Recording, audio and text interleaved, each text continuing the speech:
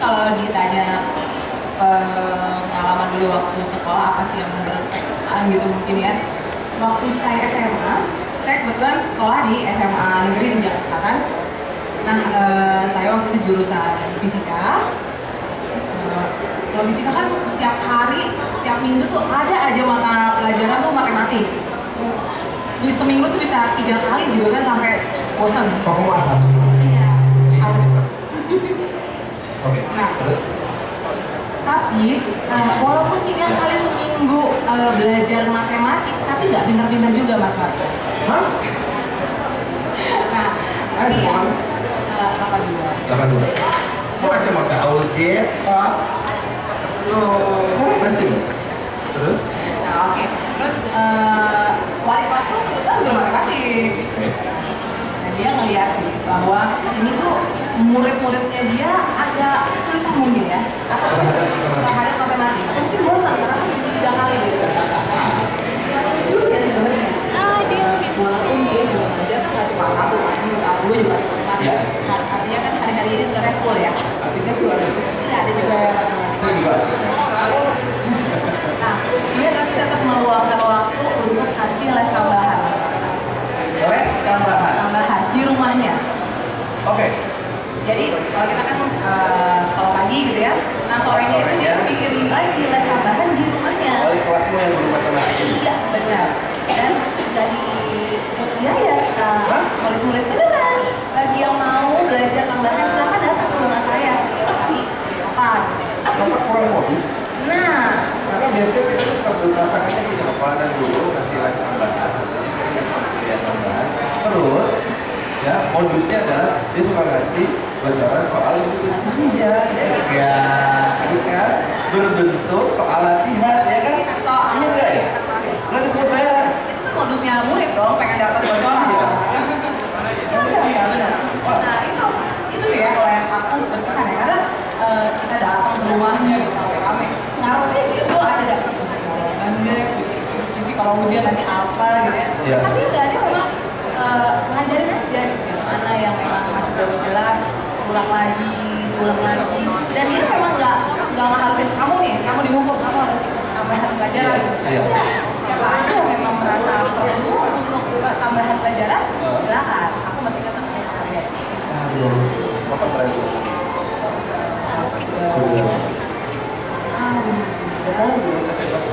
Oh, masih muda ya kelihatannya. Nah ini Ayu sendiri dengan mendapatkan pengalaman yang luar biasa dari seorang guru matematika ini, apa yang Ayu melakukan? Kalau aku sebenarnya mungkin kalau dulu waktu masih sekolah nggak terlalu memperhatikan ya hal seperti itu ya, karena kita kan yang masih zaman yang labil ya, pikirnya cuma udah di sekolah. Sekarang justru setelah lulus dan setelah bekerja kita tuh jadi lebih melihat bahwa sebenarnya apa yang dulu kita gitu ya, setiap hari lebih dari jam kerjanya gitu, itu sebenarnya lebih ya, punya nilainya lebih besar dan effortnya tuh nggak bisa dinilai gitu ya. Kadang-kadang kita baru sadar, oh iya ya, saya juga sekarang juga nggak perlu diajarin matematik, kalau kita saya ngajar gitu nggak tahu diskon kurang 50% gitu kan. Ini sih nggak tahu. Ngajar. Kan dari sekolah. Pengalaman ya. Jadi saya ada teman-teman KI di sini bisa ngajarin ide beneran. Oke, dari Mbak kita lu Bayu, tepuk tangan. Oke.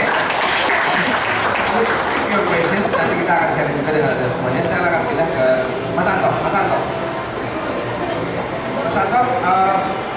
oke. Pengalaman waktu sekolah dong, sekarang agak lupa. Beda-beda. Ya. Ingat tahun 78. Oh, gila kok banget. Beda tahun lalu, waktu itu tahun 80 biasa. Saya ngaku akta kelahiran saya itu transportnya masih tulisannya 75 sen. Oh, itu materai, Pak. Materai. Dulu kampus ya. 75 sen.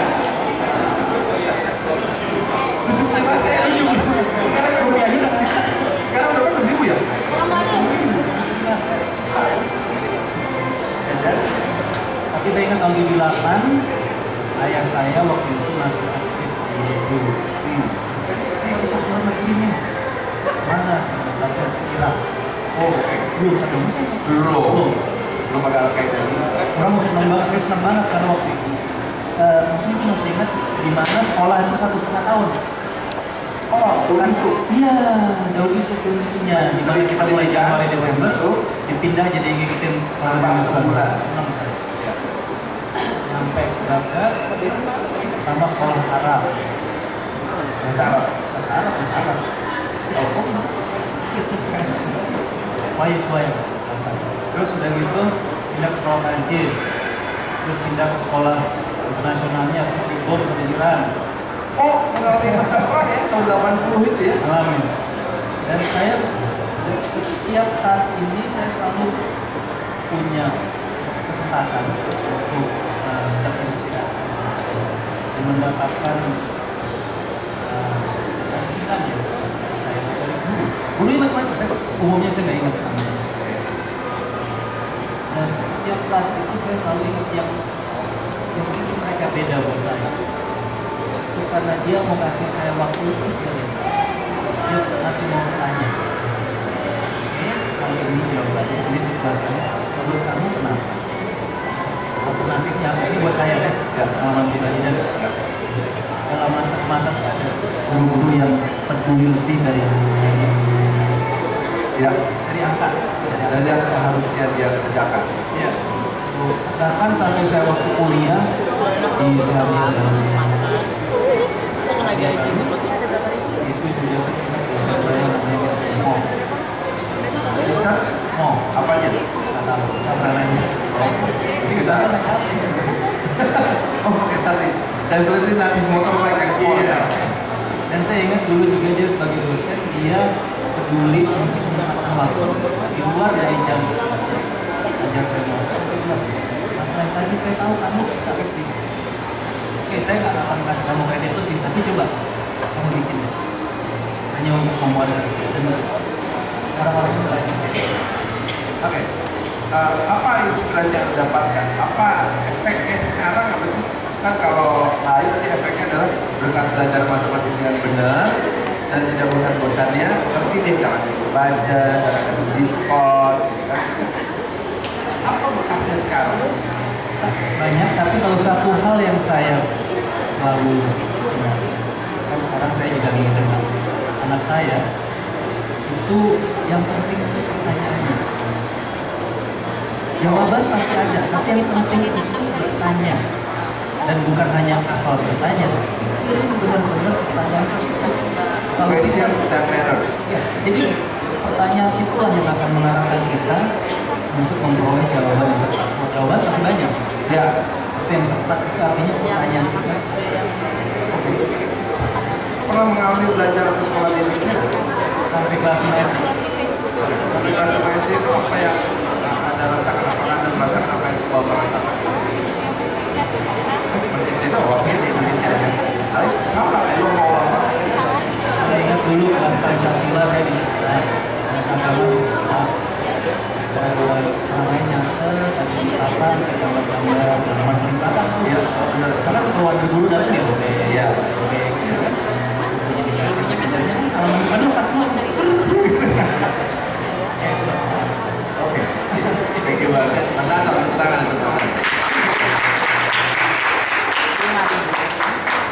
Kalau belum ada guru pasti langsung nih. Ternyata kelapor gue dan gue sekarang sama. Buku halaman belakangnya udah berobek, depannya udah copot deh. Baik. Sampai sekarang sudah terlalu cukup lama, saya nggak tahu dia kerjanya apa sih sekarang di bulan. Saya kerja bener dia tuh di agensi digital itu. Oh, namanya? Namanya baru saja resign dari Manifesto karena saya sekarang freelance. Oh, desainer. Nah, ini pekerjaan yang susah banget diterangin, bahkan kata ibu saya, kamu kerja nggak sih? Ibu saya suka sedih kalau lihat saya, karena cuma di rumah, terus terang, aku laptop. Oh, kayak ini. Kok kamu nggak kayak orang lain, pagi-pagi mandi dan cantik, keluar gitu, pulang sore atau malam. Ini masih di rumah, cek. Kamu nggak pergi-pergi tak? Enggak.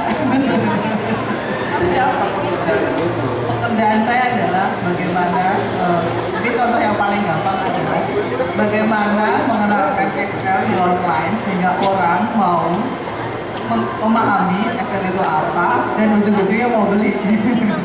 Jadi mempengaruhi orang untuk mau mengenal, berinteraksi dan kemudian akhirnya membeli sebuah produk atau apapun. Bahkan nggak cuma brand, ada tokoh juga, ada politisi segala macam. Cuman mediumnya pindah di digital, di online. Jadi sosial media kalau orang pertama bilang. Oh oke. Kan maksudnya kamu sama ya? Punya? Jabatannya panjang? Oh enggak, jabatannya sih pendek. Sosial media strategis. Oh sosial media strategi. Tadi menerangkannya, soalnya kalau saya ngomong jabatannya apa, tetap aja bingung.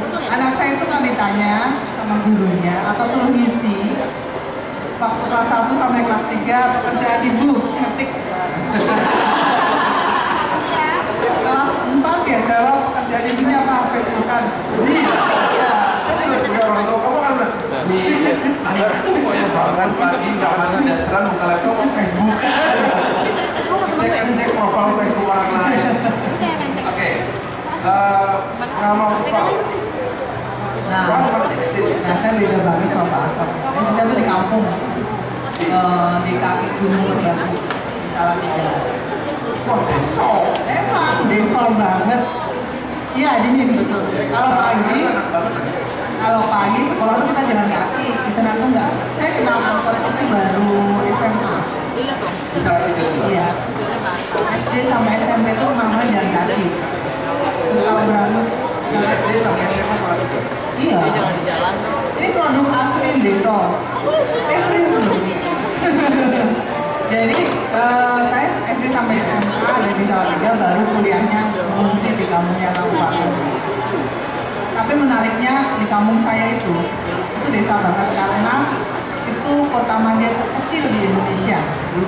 Hanya 1 kecamatan. Iya, 9 kelurahan. Itu 1 kota mandiri.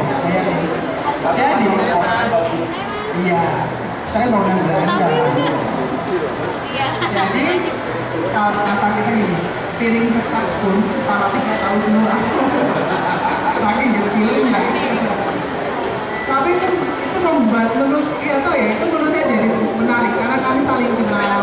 Sekolah itu jalan kaki, di jalan akan bersapaan walaupun beda sekolah kita akan kenal. Karena tiap hari kan ketemu kalau pagi. Ke sana ini. Yang menarik dari Salatiga, yaitu saya sedang mencerna. Kami itu walaupun di kota kecil, mimpinya tuh keluar negeri. Bayangin, padahal nggak ada majalah. Dulu saya ingat banget bapak saya lembaran koran, ada dulu koran namanya Suara Karya sama Perintah. Itu misalnya Senin, koran Senin gitu ya, datangnya baru hari Rebo gitu. Ya kan itu nggak ada di sana. Oh iya, kan sampai SMP kemana-mana jalan kaki. Masa komplek juga jalan kaki dari sekolah kalian. Dan nomornya nggak ada yang naik sepeda loh, semua jalan kaki. Iya. Karena dekat sih kemana-mana tuh kan masalahnya. Tapi dulu tuh sekolah kami itu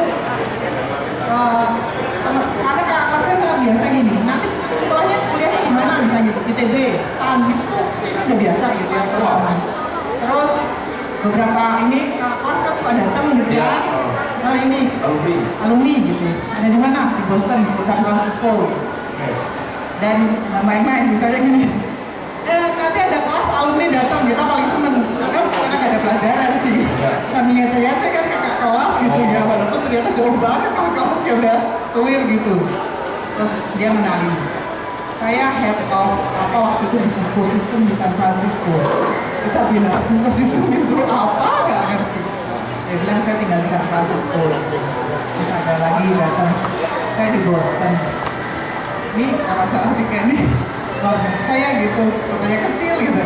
Dari situ sudah membuat kami kemudian kayak kalau itu bisa kok gitu. Apa sih yang dilakukan oleh murid-murid di sana sampai bisa Nah, itu pertanyaan yang bagus. Terima kasih sama-sama. Karena di Salatiga ada sebuah kampus namanya Sata Wacana.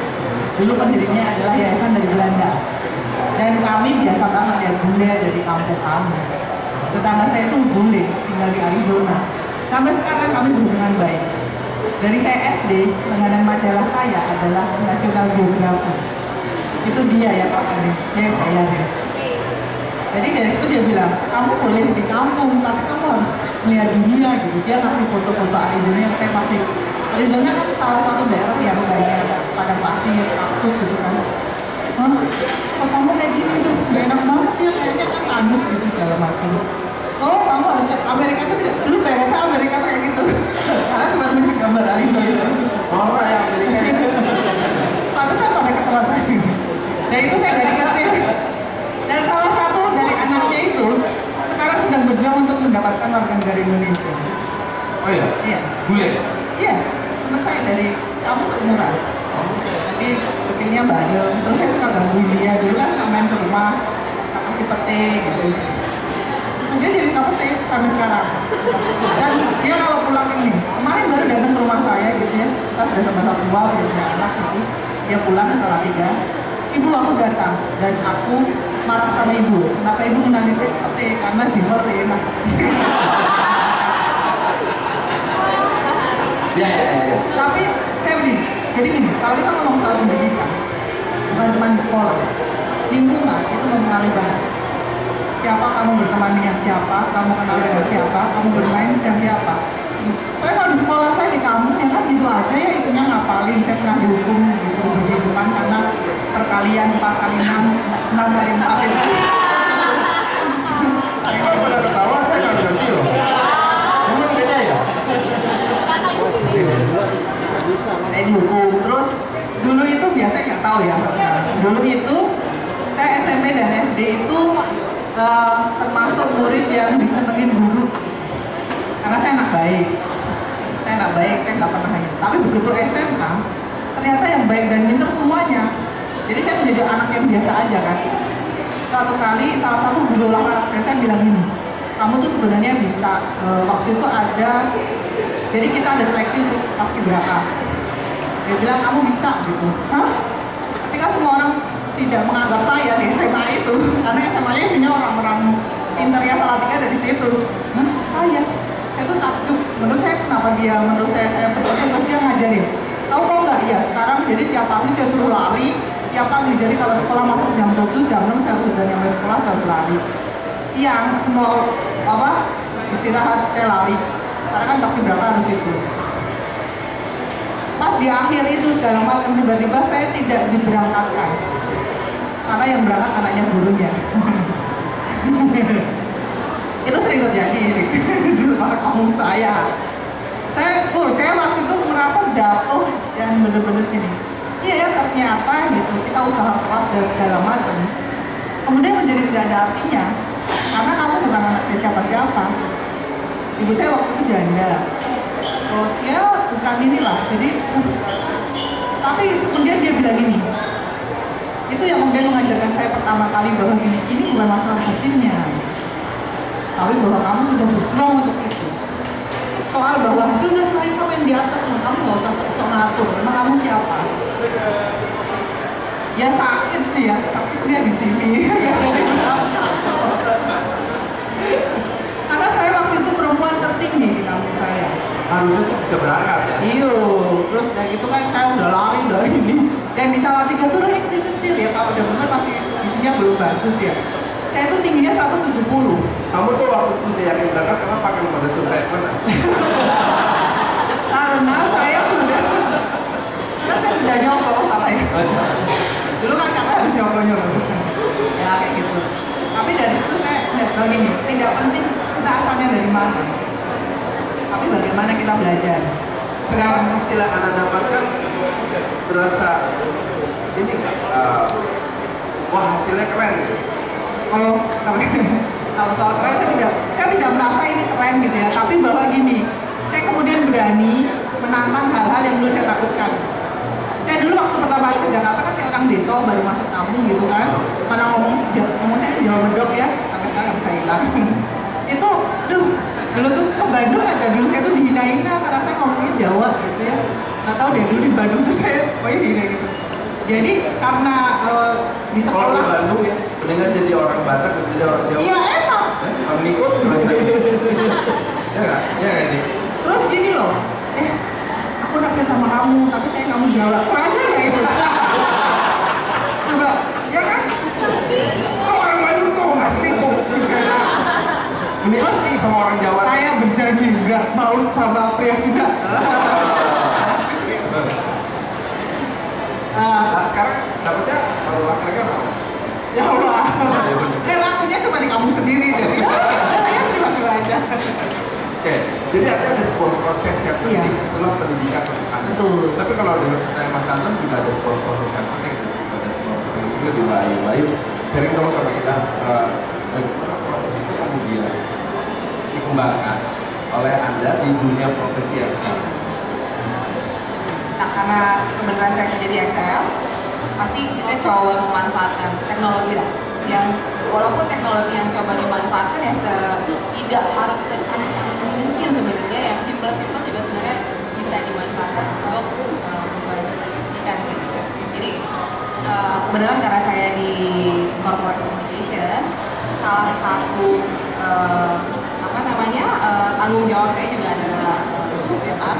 Jadi kita coba lihat sih sebenarnya gimana bisa menggabungkan CSR dengan teknologi tapi yang ringan yang bisa diakses oleh semua orang.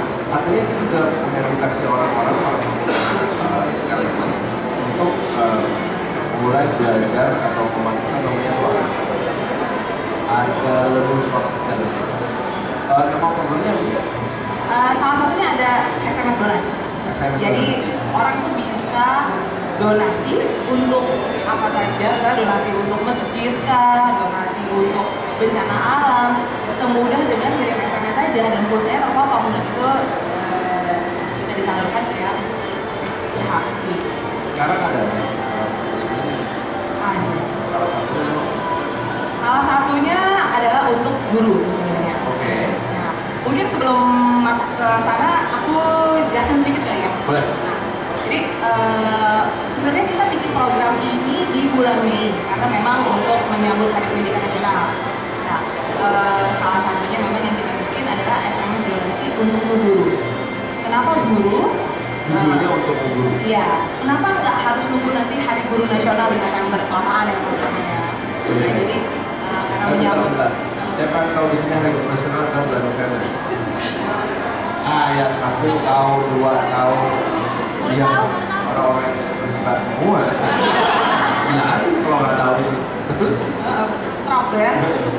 Nah jadi kita coba untuk edukasi pelanggan Excel. Sebenarnya kalau memang bisa mendonasikan pulsanya untuk membantu guru-guru di Indonesia. Oke. Nah, tapi jelasnya kita lihat video aja mungkin ya. Ada tayangan ya? Iya, ada tayangannya ya.